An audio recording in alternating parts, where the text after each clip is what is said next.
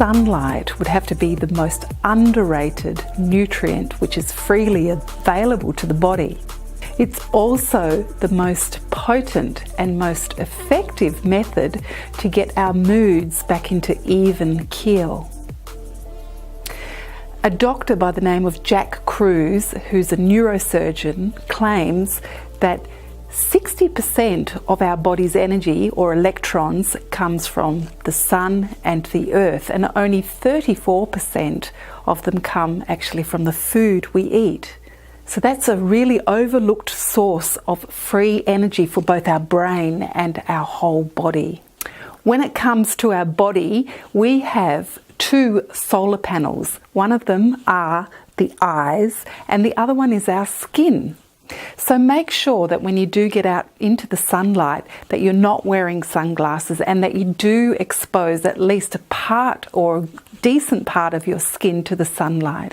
Early morning sun, within the first hour or so of rising, is filled with near-infrared light as well as UVA light.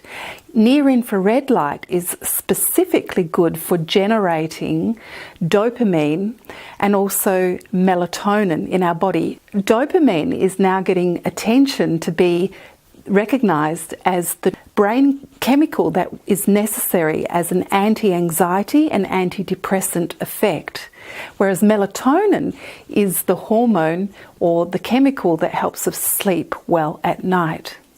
The midday sun is filled with UVB rays, and UVB is what's necessary to sulfate or to activate our vitamin D. So many people are taking supplemented forms of vitamin D but finding they're still low or it's not activating their immune protective qualities.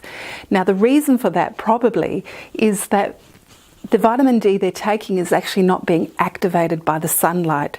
So sunlight is a much more potent and effective way to get our vitamin D sources.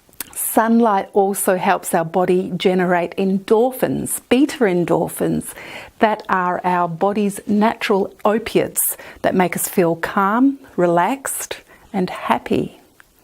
As well as that, sunlight is the most effective way to regulate our circadian rhythms, which means that we can sleep well at night and feel happy during the day.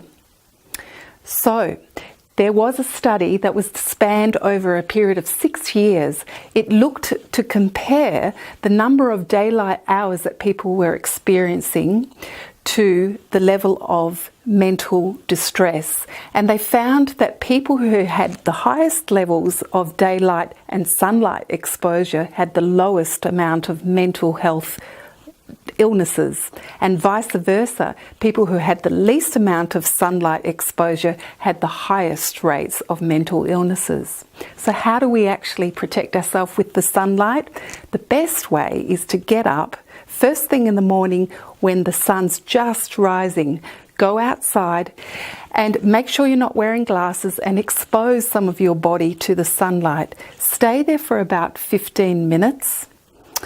And also later in the day, say between 10 and 3 p.m. in the afternoon, make sure you get about half an hour of good daylight sunshine. That's full of the UVB rays, which we also need. And one more little tip is don't turn on bright blue screens before 2 or 3 hours after you get up.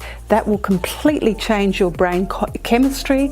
It will confuse your brain and shut down all those wonderful hormones and brain chemicals that the sunlight is activating. So avoid your screens if possible for the first 2 to 3 hours of the day.